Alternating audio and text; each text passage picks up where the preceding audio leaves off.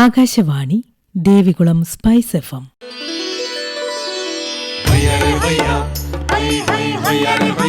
കിസാൻ വാണി.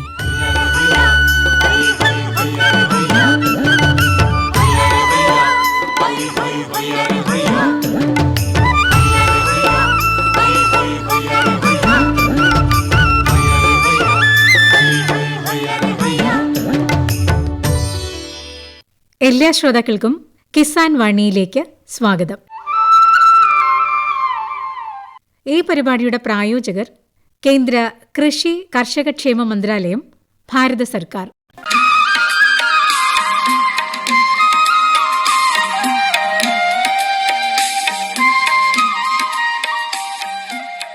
പ്രിയ ശ്രോതാക്കളെ, ഇന്നത്തെ കിസാൻ വാണിയിലേക്ക് സ്വാഗതം.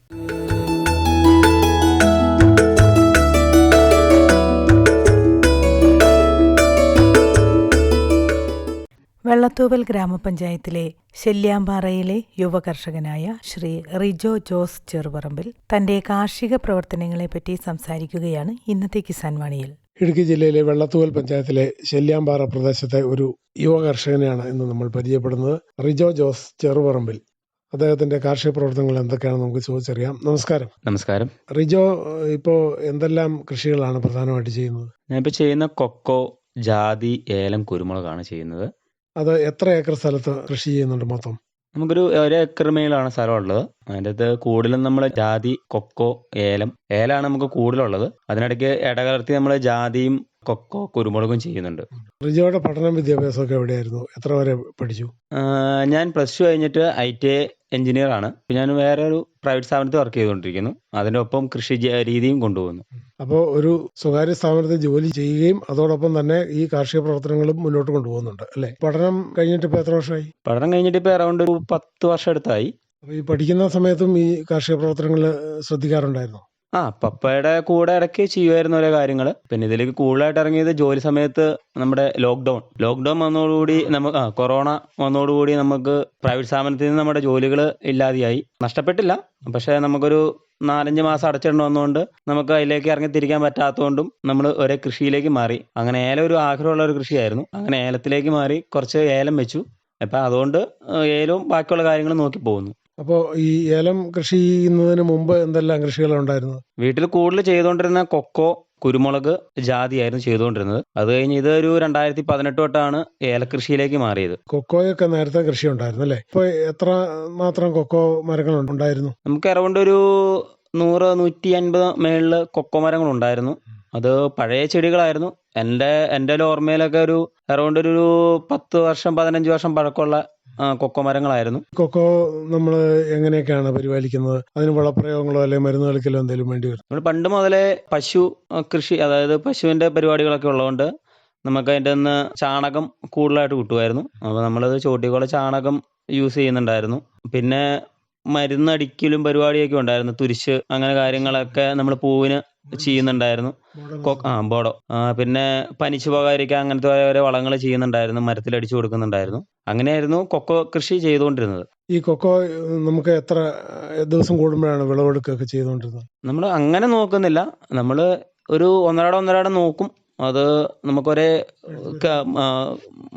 മൃഗങ്ങളുടെ ശല്യങ്ങളുള്ളതുകൊണ്ട് അത് കൊത്തിക്കളയാനുള്ള സാധ്യതകളൊക്കെ ഉള്ളതുകൊണ്ട് നമ്മൾ ഒന്നരാടം നോക്കി അത് മൂത്ത് നോക്കി പറിച്ച് മാറ്റി വെച്ചിട്ട് ആഴ്ചയിൽ 1 ആഴ്ചയിൽ 2 ആയിട്ട് നമ്മളത് ഒന്നെങ്കിൽ ഉണക്കുവോ അല്ലെങ്കിൽ നമ്മുടെ വിലക്കനുസരിച്ച് ഉണക്കുവോ അതോ പച്ചയ്ക്ക് കൊടുക്കുകയോ ചെയ്യുമായിരുന്നു. പൊട്ടിച്ച് പരിപ്പാക്കി കൊടുക്കുമായിരുന്നു. നമ്മളിത് പറിച്ചു വെച്ചിട്ട് പൊട്ടിക്കുന്ന ഒരാഴ്ചയിൽ ഒരു തവണയാണെന്ന് പറഞ്ഞല്ലോ. അപ്പോൾ ഇത് പൊട്ടിച്ചെടുത്തിട്ട് ഇതിന്റെ തൊണ്ടൊക്കെ കന്നുകാലിക്ക് തീറ്റ കൊടുക്കുമായിരുന്നു? നമ്മൾ കന്നുകാലിക്ക് തീറ്റ കൊടുക്കുമായിരുന്നു. അത് കുറച്ചൊക്കെ ഉണക്കി പോലെ വെക്കും, അല്ലെങ്കിൽ അത് പൂത്ത് ചീഞ്ഞുള്ള സാധ്യത ഉള്ളതുകൊണ്ട് നമ്മൾ വെയിലത്തൊക്കെ ഇട്ട് ഉണക്കി വെക്കും. അതിന്റെ വെള്ളം വറ്റിച്ച് വെക്കും. അപ്പോൾ പശുവിന് കൊടുക്കുകയായിരുന്നു കൂടുതലും ചെയ്യുന്നത് നമ്മളത്. പിന്നെ ഇത് ഈ പൊട്ടിച്ച് പരിപ്പെടുത്തിട്ട് അത് നമ്മൾ പച്ചയ്ക്ക് വിൽക്കുകയാണോ ചെയ്തുകൊണ്ടിരുന്നത്, അല്ലെങ്കിൽ അത് ഉണക്കിയിട്ടാണോ വിറ്റുകൊണ്ടിരുന്നത്? അത് ഓരോ സീസൺ അനുസരിച്ച് നമുക്ക് ഇപ്പോൾ വിലയ്ക്ക് വ്യത്യാസം വരും. ചില സമയങ്ങളിൽ നമുക്ക് പരിപ്പിന് റേറ്റ് കൂടുതലായിരിക്കും, ഉണക്കയ്ക്ക് റേറ്റ് കൂടുതലായിരിക്കും. ചില സമയത്ത് പച്ചയ്ക്കായിരിക്കും റേറ്റ് കൂടുതൽ.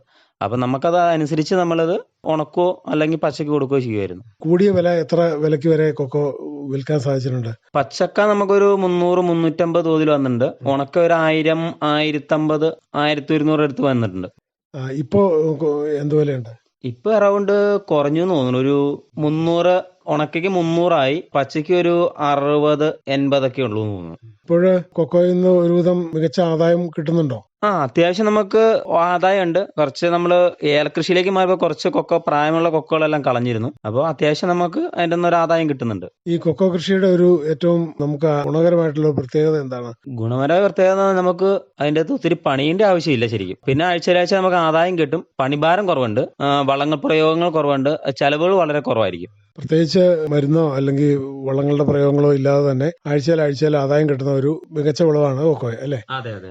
ഇനിയിപ്പം വേറെ കൂടുതലായിട്ട് കൃഷി ചെയ്യുന്ന ഏലം കൃഷിയാണെന്ന് പറഞ്ഞല്ലോ. അപ്പൊ ഈ ഏലം കൃഷി 2018 അല്ലെങ്കിൽ ആ ലോക്ക്ഡൌൺ സമയത്ത് ആരംഭിച്ചു കഴിഞ്ഞപ്പോൾ ഏതിനും ഏലമാണ് കൃഷി ചെയ്തത്? ഞാൻ നർലാണിയാണ് കൂടുതലായിട്ട് നമ്മൾ കയറ്റിയത്. അതാണ് കുറച്ചും കൂടെ നല്ലത്. കരുത്തും നമുക്ക് വിളവെടുപ്പ് കൂടുതൽ കിട്ടുന്നതും. കാരണം നമുക്ക് അറൗണ്ട് ഒരു ഏലം ഒരു വർഷത്തിൽ നിന്ന് നമ്മൾ അറൗണ്ട് ഒരു 5 അല്ല 6 തവണയാണ് നമ്മൾ കായെടുപ്പ് വരുന്നത്. ഒരു 40-45 ദിവസം വെച്ച് നമുക്ക് കായെടുക്കാൻ പറ്റും. അപ്പോൾ കൂടുതൽ വിളവെടുക്കുന്നത് ഞെർലാണിന്നാണ്. ബാക്കി കുറച്ച് കൃഷികൾ വേറെ ഏലങ്ങളുണ്ട്. പക്ഷെ അതിൽ ചിലതെല്ലാം പറയുന്നുണ്ട് വെയിലിനെ പ്രതിരോധിക്കുന്നുണ്ട്. പക്ഷെ അതിൻ്റെ അകത്തൊക്കെ നമുക്ക് ഇപ്പോൾ 4 എടുപ്പ് ഒക്കെ മാക്സിമം ചിലപ്പോൾ കിട്ടാറുള്ളൂ എന്നാണ് പറയുന്നത് കേൾക്കുന്നത്. അപ്പൊ അന്ന് ഈ ലോക്ക്ഡൌൺ സമയത്ത് ഏലം കൃഷി ആദ്യമായിട്ട് തുടങ്ങി കഴിഞ്ഞപ്പോൾ ഇത് എങ്ങനെയൊക്കെയാണ് ഇത് കൃഷി ചെയ്തത്? ഒറ്റച്ചിമ്പ് വെക്കുകയാണോ ചെയ്തത്, അല്ലെങ്കിൽ തൈ വാങ്ങിച്ച് നടുകയാണോ ചെയ്തത്? അത് എത്ര അടി അകലത്തിലൊക്കെയാണ് കൃഷി ചെയ്തത്? അത്തരം കാര്യങ്ങളൊക്കെ ഒന്ന് പറയാം. ഞാനത് ഒറ്റച്ചിമ്പായിട്ടാണ് നടുക ചെയ്തത്. അത് അറൗണ്ട് നമുക്കൊരു 8 അടി ഗ്യാപ്പിലാണ് നട്ടത്. ഒരു 2 അടി താഴ്ചയിൽ കുഴിയെടുത്ത് അറൗണ്ട് ഒരു 8 അടി നീളം വീതി വെച്ചാണ് നമ്മൾ ഏലം അകലം വെച്ചാണ് നട്ടിരിക്കുന്നത്. അത് ചിമ്പായിട്ടാണ് വെച്ചത് നമ്മൾ. അങ്ങനെ നട്ടിട്ട് നമുക്കത് എത്ര വർഷം ആയപ്പോഴത്തേക്കും വിളവ് കിട്ടി തുടങ്ങി?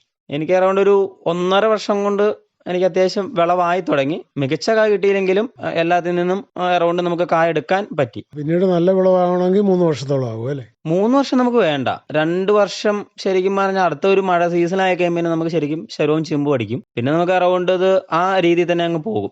ഇത് വളർന്നു വന്നു കഴിയുമ്പോഴുള്ള പരിചരണങ്ങൾ എന്തൊക്കെയാണ് ചെയ്യാറുള്ളത്? ഇതിന്റെ വളപ്രയോഗം, മരുന്ന് കളിക്കൽ, അതൊക്കെ എങ്ങനെയാണ് എത്ര ദിവസം കൂടുമ്പോഴാണ് അത്തരം കാര്യങ്ങൾ ചെയ്യുന്നത്? നമ്മളൊരു 25 to 30 ഡേയ്സിനുള്ളിലാണ് നമ്മൾ ഏലത്തിന് സ്പ്രേ ചെയ്യുന്നത്. അതായത് തണ്ടുതുരപ്പൻ, കേടുകൾ ഉണ്ടാകാതിരിക്കാൻ, വേര് പുഴു, പിന്നെ പൂ പിടിക്കാൻ, ഇതിനെല്ലാം നമ്മൾ അറൗണ്ട് ഒരു 25-30 ദിവസത്തിന് ഗ്യാപ്പ് ഇട്ട് നമ്മൾ മരുന്ന് പ്രയോഗം ചെയ്യേണ്ടതാണ്. വളങ്ങളാണെങ്കിൽ നമ്മൾ മഴക്കാലത്താണ് കൂടുതലും ചോട്ടിൽ വളങ്ങൾ ഇട്ട് കൊടുക്കുന്നത്. അല്ലെങ്കിൽ ബാക്കിയെല്ലാം നമ്മൾ കലക്കി ഒഴിക്കുക. അതായത് അറൗണ്ട് ഒരു ഏലത്തിന് ഒരു 10 ലിറ്റർ വീതം നമ്മൾ കലക്കി ഒഴിക്കുകയാണ് ചെയ്യേണ്ടത്. അപ്പോൾ നമുക്ക് കുറച്ചും കൂടെ അത് മണ്ണിലേക്ക് ഇറങ്ങി ചെല്ലാനും കൂടുതൽ ആദായത്തിലേക്കും ബാക്കിയുള്ള ഏലത്തിന്റെ അസുഖത്തിൽ നിന്ന് മാറി നിൽക്കാൻ ഏറ്റവും നല്ലത് കലക്കി ഒഴിക്കുന്ന പ്രയോഗമായിരിക്കും. ഈ കലക്കി ഒഴിക്കുന്നത് എങ്ങനെയാണ്? നമ്മൾ പമ്പ് ഉപയോഗിച്ചിട്ടാണോ, അല്ലെങ്കിൽ നമ്മൾ ബാരലിൽ കൂട്ടിയിട്ട് കൊണ്ടു നടന്ന് ഒഴിക്കുകയാണോ ചെയ്യുന്നത്? ഞാൻ ഫുള്ള് ബാരൽ നമ്മൾ അറൗണ്ട് ഒരു ക്യാൻ, അതായത് 200 ക്യാൻ ആയിരിക്കും നമ്മൾ യൂസ് ചെയ്യുന്നത്. അതിൻ്റെ അകത്ത് അറൗണ്ട് നമുക്കൊരു 20 ചെടിക്ക് കിട്ടും. അപ്പോൾ നമ്മൾ അറൗണ്ട് ഒരു 20 ചെടി ഗ്യാപ്പിൽ നമ്മൾ ക്യാൻ കൊണ്ട് വെച്ച് ഞാൻ ബക്കറ്റിന് കലക്കി ഒഴിക്കുകയാണ് ചെയ്യുന്നത്. ബക്കറ്റിൽ തന്നെ മുക്കി ഒഴിക്കുകയാണ്. പമ്പിൽ ഒഴിക്കുമ്പോൾ നമുക്ക് സമയം കൂടുതലെടുക്കും. പക്ഷെ കുറച്ചും കൂടെ നല്ലതായിരിക്കും പമ്പിന് ഒഴിച്ച് കഴിയുമ്പോൾ എല്ലായിടത്തേക്കും സ്പ്രേ ചെയ്ത് നമുക്ക് കിട്ടും. പക്ഷെ നമ്മുടെ ജോലി എല്ലാം വെച്ച് നമുക്ക് എപ്പോഴും കലക്കി ഒഴിക്കണതാണ്, ബക്കറ്റിൽ കലക്കി ഒഴിക്കുകയാണ് ഏറ്റവും കൂടുതൽ ഞാൻ ചെയ്യുന്നതുകൊണ്ടിരിക്കുന്നത്. ഇത്തരം കാര്യങ്ങളൊക്കെ തന്നെ ചെയ്യുമോ അതോ ജോലിക്കാരെ കൂട്ടിയാണോ? ഇല്ല, നമ്മൾ സ്വന്തമായിട്ടാണ് ചെയ്യുന്നത്. നമ്മൾ ആകെ ചെയ്യുന്ന ജോലിക്കാരെ വെച്ച് ചെയ്യുന്നതെന്ന് പറഞ്ഞാൽ കായെടുപ്പ് മാത്രമേ ഉള്ളൂ. അത് നമ്മളെ കൊണ്ട് നടക്കൂല, ശരിക്കും ഭയങ്കര പാടാണ്. ബാക്കി എല്ലാ കാര്യങ്ങളും നമ്മൾ വീട്ടില് പപ്പയും മമ്മിയും എല്ലാം കൂടി ഇരുന്നാണ് ഞങ്ങൾ ചെയ്യുന്നത്. പിന്നീട് നമ്മൾ ഈ കവാത്തൊക്കെ നടത്തുമല്ലോ, ഈ ഏലത്തിന്റെ ഉണങ്ങിയ ഇലകളൊക്കെ പറിച്ച് കളയുക, അത്തരം കാര്യങ്ങളൊക്കെ എത്ര നാൾ കൂടുമ്പോഴാണ്, അല്ലെങ്കിൽ വർഷത്തിൽ എത്ര തവണ ചെയ്യേണ്ടി വരാറുണ്ട്? കവാത്ത് ചെയ്യുന്ന പറയുമ്പോൾ നമ്മൾ അറൗണ്ട് അതൊരു കായെടുപ്പിനോട് അനുബന്ധിച്ചാണ് ചെയ്യുന്നത്. അതായത് ഉണങ്ങിയ കൈകൾ നമ്മൾ വെട്ടിക്കളയുക, ചോട് ക്ലീൻ ചെയ്യുക. അതായത് ചോട് ക്ലീൻ ചെയ്യുന്ന നമ്മൾ കായ എടുക്കുന്ന സമയത്ത് നമുക്ക് അവർക്ക് പറിക്കാൻ എളുപ്പത്തിനും ചോടെല്ലാം ക്ലീൻ ചെയ്ത് വെക്കുകയാണെങ്കിൽ അവർക്ക് കായ നോക്കി പറിക്കാൻ എളുപ്പമാണ്. അറൗണ്ട് അത് നമ്മൾ ഈ 30 ദിവസം മരുന്നടിക്കുന്ന മുമ്പ് നമ്മൾ കവാത്ത് ചെയ്യണം. അല്ലെങ്കിൽ നമുക്ക് എല്ലാ സ്ഥലത്തേക്കും ഇതിന്റെ സ്പ്രേയിങ്ങോ ഒന്നും എത്തില്ല. അതുകൊണ്ട് നമ്മളത് 30 ദിവസം അറൗണ്ട് ഗ്യാപ്പ് വെച്ച് നമ്മൾ ചെയ്യുന്നതാണ്. പിന്നീട് ഇതിന്റെ ഷെയ്ഡ് അല്ലെങ്കിൽ തണൽ ക്രമീകരണം, അതിനങ്ങനെ മരങ്ങൾ നട്ടുപിടിപ്പിച്ചിട്ടുണ്ടോ, അല്ലെങ്കിൽ മറ്റ് ഗ്രീൻ നെറ്റ് ഒക്കെ ഉപയോഗിക്കുകയാണോ ചെയ്യുന്നത്? എങ്ങനെയാണ്? കഠിന വേനൽ സമയത്ത് നമ്മൾ ഷെയ്ഡില്ലാത്ത സ്ഥലങ്ങളിൽ ഗ്രീൻ നെറ്റ് ഉപയോഗിക്കുകയും അല്ലാത്ത സ്ഥലങ്ങളിൽ നമ്മൾ ഷെയ്ഡിന് വേണ്ടി വട്ടമരം പോലെയുള്ള മരങ്ങൾ, പ്ലാവുകൾ അങ്ങനെയുള്ള വെച്ച് പിടിപ്പിച്ചിട്ടുണ്ട്. ജലസേചനം സൗകര്യമുള്ള സ്ഥലമാണോ? അത് വേനൽക്കാലമൊക്കെ ആകുമ്പോൾ നനച്ചു കൊടുക്കാറുണ്ടോ? അങ്ങനെ ആ കാര്യങ്ങളൊക്കെ എങ്ങനെയാണ്? ജലസേചനത്തിന് നമുക്ക് കുറവാണ് ശരിക്കും. ഞങ്ങളുടെ ഏരിയയിൽ വെള്ളത്തിന് ചില കുറവാണ്. നമ്മുടെ പറമ്പിന്റെ അകത്തുകൂടെ തന്നെ ഒരു തോട് പോകുന്നുണ്ട്. അപ്പൊ അതിന്റെ ഒന്നും നമ്മൾ അത്യാവശ്യം വേനൽക്കാലങ്ങളിൽ നനച്ചു കൊടുക്കുന്നുണ്ട്. ബാക്കി മഴക്കാലത്ത് നമുക്ക് ആവശ്യത്തിന് വെള്ളമുണ്ട്. വേനൽക്കാലത്ത് നമുക്ക് ഒരു 2 മാസം ഒരു ചില ടൈറ്റാണ്. ആ സമയത്ത് നമ്മൾ തോട്ടിൽ നിന്ന് കുറച്ച് വെള്ളം സംഭരിച്ചാണ് നമ്മൾ നനച്ചൊക്കെ കൊടുക്കുന്നത്. ഈ വിളവെടുപ്പിലേക്ക് വന്നു കഴിഞ്ഞാൽ വിളവെടുപ്പ് നടത്താനായിട്ട് നമുക്ക് തദ്ദേശീയരായ തൊഴിലാളികളെ കിട്ടുന്നുണ്ടോ, അതോ അന്യസംസ്ഥാന തൊഴിലാളികളെ ആശ്രയിക്കേണ്ടി വരുന്നുണ്ടോ? ഇല്ല, നമുക്ക് അടുത്തുനിന്ന് തന്നെ ആൾക്കാർ പണിയുന്ന ആൾക്കാരുണ്ട്. അപ്പോൾ ഓൾറെഡി നമ്മൾ അവരോട് നേരത്തെ പറയാം, അറൗണ്ട് ഒരു 30-ാമത്തെ ദിവസം ആകുമ്പോൾ നമ്മൾ പറയും അവരോട് നമുക്കൊരു 10 ദിവസം കഴിയുമ്പോൾ കായ എടുക്കണം. അപ്പോൾ അതനുസരിച്ച് അവർ തോട്ടങ്ങളിൽ നിന്ന് പണിയുന്ന അവരോട് പറഞ്ഞ് ഒരു 10 പേരൊക്കെ വെച്ച് നമുക്ക് വരുന്നതാണ് ചെയ്തു തരുന്നത്. ഈ ഏലക്കായ വിളവെടുക്കുമ്പോൾ ഏകദേശം ഒരാൾ എത്ര കിലോ വരെയൊക്കെ കായ വിളവെടുക്കാറുണ്ട് ഒരു ദിവസം? നമുക്കൊരു ഫസ്റ്റ് ട്രിപ്പ് സെക്കൻഡ് ട്രിപ്പിലൊക്കെ നമുക്ക് അറൗണ്ട് ഒരു 20 കിലോ 18 to 20 കിലോ എടുത്ത് നമുക്ക് കായ എടുക്കും. അത് എടുപ്പ് കൂടുന്ന, അതായത് നമ്മൾ 5-ാമത്തെ എടുപ്പ് 4-ാമത്തെ എടുപ്പ് ആ എടുപ്പിലേക്ക് വരുമ്പോൾ കായയുടെ അളവ് കുറവായിരിക്കും. അപ്പോൾ നമുക്കതൊരു 15-12 വരും. പിന്നീട് നമ്മളിത് ഉണക്കാനായിട്ടൊക്കെ എങ്ങനെയാണ് സ്റ്റോറുകളിൽ കൊണ്ടുപോകും? നമുക്ക് അടുത്ത പ്രാന്തപ്രദേശങ്ങളിൽ ഇതിൻ്റെ സ്റ്റോറുണ്ട്. അപ്പോൾ അതിൽ നമ്മൾ കൊടുത്താണ് ഉണക്കുന്നത്. കിലോ റേറ്റിൽ നമ്മൾ ഇട്ടാണ് കൊടുക്കത്ത് ഉണക്കുന്നത്. ഏകദേശം ഒരു എത്ര കിലോ ഉണങ്ങിയാലും നമുക്ക് 1 കിലോ ഉണക്കക്കായ കിട്ടുന്നുണ്ട്? അത് നമ്മൾ പറിക്കുന്നതനുസരിച്ചിരിക്കും. അതായത് അത്യാവശ്യം നല്ലൊരു പഴങ്കായ ആയിരുന്നെങ്കിൽ നമുക്കൊരു 5ക്ക് 1 വെച്ച് കിട്ടും. അത് ഇപ്പോൾ നമ്മൾ കയറ്റി പറിക്കുകയാണെങ്കിൽ ഒരു 6 കിലോ 5-800 6-നൊക്കെ 1 കിലോ വെച്ചാണ് നമുക്കിപ്പോൾ തോതി കിട്ടുന്നത്. हर जोखिम से निकल कर फसल आए, सुरक्षित हो जाए। फसल बीमा से हर किसान अब आत्मनिर्भर हो जाए। संकट के समय प्रधानमंत्री फसल बीमा योजना किसानों के लिए वरदान है। अब सूखा पड़े या बाढ़ आ जाए कोई डर नहीं, अब ओले पड़े या कीट पतंगे फसल खा जाए कोई फिक्र नहीं, क्योंकि हमने लिया है प्रधानमंत्री फसल बीमा।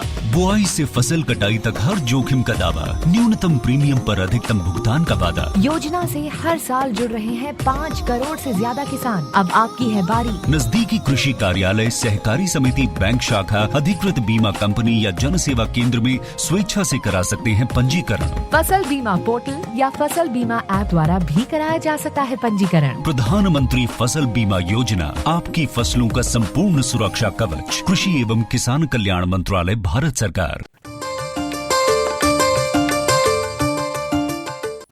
പൊതുവെ ഇപ്പോഴത്തെ ഒരു വില വെച്ചിട്ട് ഏലം കൃഷിയാണോ ഏറ്റവും ആദായകരമായ കൃഷിയായിട്ട് തോന്നുന്നത്? ഏലം കൃഷിയാണ് ആദായപരമായിട്ട് തോന്നുന്നത്. പക്ഷെ അതിലേറെ നമുക്ക് അതിൻ്റെ അകത്ത് ചെലവുകളും കൊടുക്കുന്നുണ്ട്. നേരത്തെ അപേക്ഷിച്ച് നമുക്ക്, അതായത് ഒരു 15-12 ആ കാലഘട്ടങ്ങളിലൊക്കെ ഏലത്തിന് 800 വില ഉണ്ടായിരുന്ന സമയത്ത് നമ്മൾ ഇതിന്റെ മരുന്നുകൾക്കും റേറ്റ് കുറവായിരുന്നു. ഇപ്പോൾ മരുന്നുകൾക്കും അതുപോലെ തന്നെ ഇരട്ടി വിലയായി. ഇപ്പം നമുക്കൊരു അറൗണ്ട് ഇപ്പം കഴിഞ്ഞ വർഷം എന്നൊക്കെ പറഞ്ഞാൽ 3000-3200 വില ഉണ്ടായിരുന്ന സമയത്തും നമുക്ക് വില ആ സമയത്ത് എക്കാലക്സ് അങ്ങനെയുള്ള കുറച്ച് സാധനങ്ങളുണ്ട്, മരുന്നുകളുണ്ട്. ഇതിന് കൂടുതൽ കൊടുക്കുന്ന എക്കാലക്സ് അങ്ങനത്തെ മരുന്നുകളൊക്കെ ആയിരിക്കും ഈ പൂ പിടിക്കാനൊക്കെ. അപ്പം അതിനൊക്കെ അന്ന് 300-400 ഉണ്ടായിരുന്ന ഇപ്പം അത് 800-900 രൂപയിലേക്കായി. അപ്പം നമുക്കിത് മരുന്നിനും അനുസരിച്ച് അതിന് വില കൂടുന്നു. അതിന് ശേഖരത്തിനൊക്കെ നമുക്ക് അറൗണ്ട് ഏകദേശം ആ പഴയ വിലയിലേക്ക് തന്നെയാണ് കിട്ടുന്നുള്ളൂ. ഈ മരുന്നിനും വളങ്ങൾക്കും വില കൂടുന്നത് ഒരു കർഷകരെ പ്രതികൂലമായി ബാധിക്കുന്ന ഒരു കാര്യമാണെന്നാണ് റിജോ പറയുന്നത്, അല്ലേ? ഉറപ്പായിട്ടും. ഇനി നമുക്കൊരു ഏലത്തിന് വില കുറഞ്ഞു കഴിഞ്ഞാലും വളത്തിന് ഇപ്പോഴും വില അങ്ങനെ തന്നെ നിൽക്കും, ഒരിക്കലും വില കുറയില്ല. ഇപ്പൊ തന്നെ നമ്മളിപ്പോ യുദ്ധം പ്രമാണിച്ച് തന്നെ ഏലത്തിന് വില കുറഞ്ഞു. പക്ഷെ ഇതിന്റെ ബാക്കിയുള്ള സാധനങ്ങൾക്കും വില കുറഞ്ഞിട്ടില്ല. അതിന് ഒരേ മാസങ്ങൾ കൂടുന്നുള്ളൂ.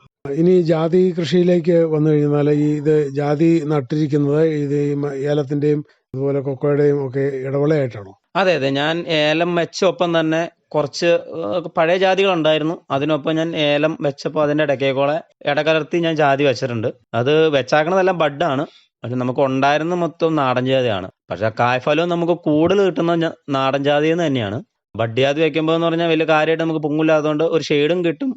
നാടൻ ജാതി എന്ന് പറഞ്ഞാൽ നമുക്ക് അത്യാവശ്യം ഒരു ഏരിയ വേണം ഒന്ന് കവർ ചെയ്ത് വരണമെങ്കിൽ. അപ്പൊ നമുക്ക് ഏലകൃഷിയിലും തളച്ചിലായതുകൊണ്ടാണ് നമ്മളത് ബഡ് ജാതിയിലേക്ക് മാറിയത്.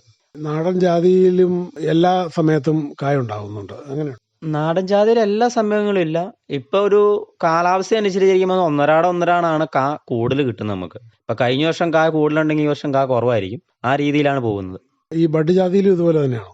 ബഡ് ജാതിയില് എന്റെ കാഴ്ചപ്പാടിൽ ബഡ് ജാതി എന്ന് പറഞ്ഞാൽ ശരിക്കും കുറവാണ്, കാഫലം കുറവാണ്.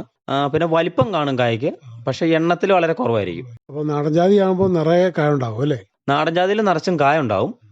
അത്യാവശ്യം വലിപ്പവും കാണും പൂവിന്. അത് നമ്മൾ നാടൻ ജാതി നമ്മൾ ഏകദേശം ഒരു പറമ്പിലെ കണ്ടിട്ട് കൊണ്ടുവന്ന് പറിച്ച് വെച്ച് നമ്മൾ പരിപാലിച്ചു. നമ്മൾ ഈ ബഡ് ചെയ്യണേന്ന് പറഞ്ഞു കഴിഞ്ഞാൽ നമ്മൾ ബഡ്ഡിങ് ജാതിയാണ് ഈ പ്രാവശ്യം കൂടുതൽ മേടിച്ചു വെച്ചത്. അപ്പം നമുക്കത് എന്ത് ഇനത്തിൽപ്പെട്ടതാണെന്ന് നമുക്ക് അറിയാൻ പറ്റില്ല. അത് ഫലം ആയി കഴിഞ്ഞാൽ മാത്രമാണ് നമുക്ക് അറിയാൻ പറ്റുള്ളൂ. ഈ ജാതിയുടെ വിളവെടുപ്പൊക്കെ എങ്ങനെയാണ് നടത്തുന്നത്? എല്ലാ ദിവസവും പോയി ഇത് പറിച്ചെടുക്കുകയോ അല്ലെങ്കിൽ പെറുക്കിയെടുക്കുകയോ ചെയ്യുമോ? എങ്ങനെയാണ്? ബലം കൂടുതലാണെങ്കിൽ നമ്മളത് ഒരു 2 ദിവസമൊക്കെ കൂടി കഴിയുമ്പോൾ പറിച്ചെടുക്കുകയാണ് ചെയ്യണം. കാരണം നിലത്ത് കയറി കഴിഞ്ഞാൽ നമുക്ക് അതിന്റെ പൂവൊന്നും കറക്റ്റായിട്ട് കിട്ടില്ല. ജാതിക്കാരന് ചിലപ്പോൾ ചാടിപ്പോവും. അതുകൊണ്ട് നമ്മൾ കയറി തോട്ടിയിൽ വെച്ച് പറിച്ചെടുക്കുകയാണ് ചെയ്യുന്നത്. അപ്പോൾ നമുക്ക് കറക്റ്റ് ആ പൂവായിട്ട് തന്നെ വിൽക്കാൻ പറ്റും. ജാതി കൃഷിയിൽ നമുക്ക് മരുന്നുകളിയോ അല്ലെങ്കിൽ വളപ്രയോഗങ്ങളൊക്കെ വേണ്ടി വരുന്നുണ്ടോ? ഞങ്ങളെല്ലാം സ്പ്രേ ചെയ്ത് കൊടുക്കുന്നുണ്ട് പൂ ഇരിക്കാനൊക്കെ. പിന്നെ ബാക്കി നമുക്ക് ചാണകം ഉള്ളതുകൊണ്ട് ചാണകം ചുവട്ടിട്ട് കൊടുക്കുകയാണ് ചെയ്യുന്നത്. കാലി വളർത്തൽ ഇപ്പോഴും ഉണ്ടോ? ഇല്ല, ഇപ്പൊ കൂടുതൽ ആടാണ് ചെയ്യുന്നത്. അത് നമ്മൾ ആടിന്റെ കാട്ടം, അതായത് ആട്ടുംകാട്ടം ശരിക്കും ഏലത്തിന് നല്ലതാണ്. അപ്പൊ നമ്മൾ അതിനിപ്പോ പ്രയോജനപ്പെടുത്തുന്നു. എത്ര ആടുകൾ വളർത്തുന്നുണ്ട്? ഇപ്പൊ 2 എണ്ണം ഉള്ളൂ. അപ്പൊ അതിൻ്റെ ഒന്നുള്ള നമുക്ക് അത്യാവശ്യം ഉള്ള ഇത് കിട്ടും. കാരണം നമുക്ക് അറൗണ്ട് ഒരു 3-4 കിലോ വെച്ച് നമ്മൾ ആട്ടുംകാട്ടം ഏലത്തിന് കൊടുത്താൽ മതി. അത് മഴ സീസണിലാണ് കൊടുക്കാൻ പറ്റുള്ളൂ. ഏലക്കാട്ടത്തിന് ഭയങ്കര ചൂട് കൂടുതലായിരിക്കും. അപ്പൊ അതുകൊണ്ട് വേരുകൾ കരിഞ്ഞു പോകാനുള്ള സാധ്യതകളുണ്ട്. നമ്മൾ മഴ സീസണിലാണ് അത് കൊടുക്കുകയുള്ളൂ. അപ്പോൾ അത്യാവശ്യം പാലിന്റെ ആവശ്യവും നടക്കും. ഈ ഏലത്തിനും ഒക്കെ വളപ്രയോഗം നടത്താൻ സാധിക്കും ആടിനെ വളർത്തിയാൽ, അല്ലേ? അതെ അതെ അതെ, നമുക്ക് അത്യാവശ്യം നമ്മുടെ വീട്ടില് 1 ലിറ്റർ പാലിനുള്ള കിട്ടുകയും ചെയ്യും. ബാക്കി നമ്മുടെ കൃഷിപരമായ ആവശ്യങ്ങൾക്ക് ഇതിന്റെ കാട്ട ഉപയോഗിക്കാനും പറ്റും. പൊതുവെ കൃഷികളെല്ലാം മികച്ച രീതിയിൽ മുന്നോട്ട് പോകുന്നു, അല്ലേ? മികച്ച രീതിയിൽ പോകുന്നു. വീട്ടിലാരൊക്കെയുണ്ട്? വീട്ടില് വൈഫുണ്ട്, പപ്പയുണ്ട്, മമ്മിയുണ്ട്. വൈഫും ഞാനും ഒരു കമ്പനി തന്നെ വർക്ക് ചെയ്യുന്നു. അവൾ അക്കൗണ്ടന്റ് ആണ്. അപ്പൊ രണ്ടുപേരും ഒരു സ്വകാര്യ സ്ഥാപനത്തിൽ തന്നെ ജോലി ചെയ്യുന്നു. അതോടൊപ്പം തന്നെ ഈ കൃഷി പ്രവർത്തനങ്ങളും മുന്നോട്ട് കൊണ്ടുപോകുന്നു, അല്ലേ? അങ്ങനെ സന്തോഷകരമായിട്ട് മുന്നോട്ട് പോകുന്നു. അതെ അതെ അതെ, സന്തോഷകരമായി മുന്നോട്ട് പോകുന്നു. ഈ കൃഷിയിൽ കൂടുതൽ യുവജനങ്ങൾ കടന്നു വരുന്നുണ്ടോ ഈ പ്രദേശത്തൊക്കെ? വളരെ കുറവാണ്. അതെന്തുകൊണ്ടായിരിക്കും? എന്തുകൊണ്ടാന്ന് പറഞ്ഞാൽ മണ്ണിന് പണിയാൻ അവർക്ക് ആഗ്രഹമില്ല, അതുകൊണ്ട് തന്നെ. എന്തായാലും ഒത്തിരി സന്തോഷം. ഇടുക്കി ജില്ലയിലെ വെള്ളത്തൂവൽ പഞ്ചായത്തിലെ ശല്യാമ്പാറയിലെ ഒരു യുവ കർഷകനായ റിജോ ജോസ് ചെറുപറമ്പിലാണ് ഇത്രയും നേരം എന്നിട്ട് കാർഷിക അനുഭവങ്ങൾ നമ്മോട് പങ്കുവച്ചത്. ഇത്തരം കാര്യങ്ങൾ ശ്രോതാക്കൾക്ക് വേണ്ടി പങ്കുവച്ചതിന് നന്ദി. വെള്ളത്തൂവൽ ഗ്രാമപഞ്ചായത്തിലെ ശല്യാമ്പാറയിലെ യുവ കർഷകനായ ശ്രീ റിജോ ജോസ് ചെറുപറമ്പിലുമായി ഇതുവരെ സംസാരിച്ചത് ജോഷി തോമസ്. പ്രധാൻമന്ത്രി കിസാൻ സമ്മാൻ നിധി ഈ പദ്ധതിയിൻ കീഴിൽ 2 ഹെക്ടർ വരെ കൈവശ ഭൂമിയുള്ള കർഷക കുടുംബത്തിന് 6000 രൂപ പ്രതിവർഷം നൽകുന്നതായിരിക്കും. അർഹരായ കർഷകർക്ക് 2000 രൂപ വീതം 3 തവണകളായി നേരിട്ട് അവരുടെ അക്കൗണ്ടിൽ നിക്ഷേപിക്കുന്നതായിരിക്കും. ഈ ചെറുകിട നാമമാത്ര കർഷക കുടുംബങ്ങളെ സംസ്ഥാന സർക്കാർ തെരഞ്ഞെടുത്തുകൊണ്ടിരിക്കുകയാണ്. ഈ പദ്ധതിയുടെ മുഴുവൻ ചെലവും ഭാരത സർക്കാരാണ് വഹിക്കുന്നത്. പ്രധാനമന്ത്രി കിസാൻ സമ്മാൻ നിധി കർഷകരുടെ കൃഷിപരമായ പുതിയ അഭിമാനം. കൃഷി കർഷക ക്ഷേമ മന്ത്രാലയം, ഭാരത സർക്കാരിൽ നിന്ന് ജനതാൽപര്യാർത്ഥം. सूखा हो या बेमौसम की बरखा हो, कीड़ा लगे खेत में या दुविधा हो, बहुत ही कम प्रीमियम पे पूरी हो भरपाई, फसल बीमित रहे कटाई के बाद भी भाई। हाँ, ऋणी या अऋणी अब हर किसान लाभ उठाए। एक मौसम एक दर है, सब किसान बीमा कराए। प्रधानमंत्री फसल बीमा योजना से हर किसान मुस्काए। कृषि और किसान कल्याण मंत्रालय द्वारा किसान हित में जारी.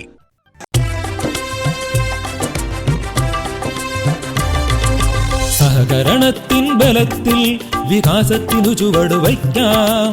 ജനപങ്കാളിത്തകരുത്തുമായി മുന്നോട്ട് നീങ്ങുക നാം. ജനകോടിയിൽ ഈ വിപ്ലവം ഉണർത്തിയല്ലോ വിശ്വാസം. നാം ഒത്തുചേർന്ന വികാസത്തിന് പതാക പറത്തിടാം.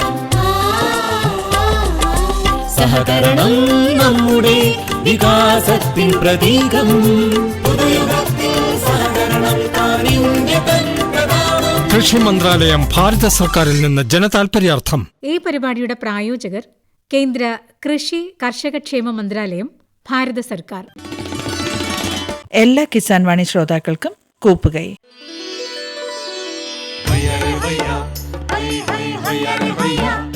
കിസാൻ വാണി സമാപിക്കുന്നു.